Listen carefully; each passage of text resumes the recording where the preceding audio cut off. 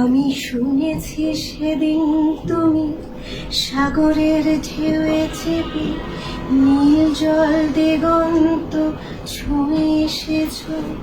একটা ছবি আর একটা ক্যাপশনকে ঘিরে আবার আলোচনার কেন্দ্রে মেহের আফরোজ শাওন।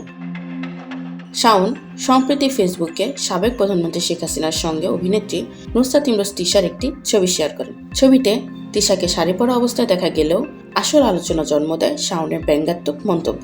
ক্যাপশনে তিনি লেখেন, ছবিটা খুব সুন্দর, লিটনের ফ্ল্যাটের রূপকার, উপদেষ্টা পরিচালক সাহেবের স্ত্রীর শাড়িটাও বেশ। এই ছবি বড় করে পাঠিয়ে উপদেষ্টা মহোদয়ের তত্ত্বাবধানে বানানো জুলাই স্মৃতি জাদুঘরে রাখার জোর দাবি জানাচ্ছি।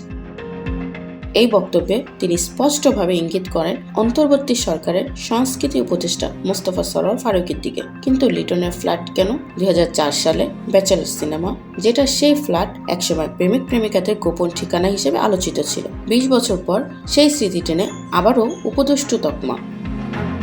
পোস্টটি প্রকাশের পর সামাজিক যোগাযোগ মাধ্যমে শুরু হয় তুমুল আলোচনা। একদল নেটিজেন শাওনের সাহসী বক্তব্যের প্রশংসা করেছে, আবার অনেকে বলেছেন ব্যক্তিগত ব্যঙ্গ একজন শিল্পীর জন্য শোভন নয়। অভিনয় থেকে দূরে থাকলেও সাম্প্রতিক সময়ে সামাজিক ও রাজনৈতিক ইস্যুতে শাওনের উপস্থিতি আবারও তাকে আলোচনায় কেন্দ্রে এনেছে।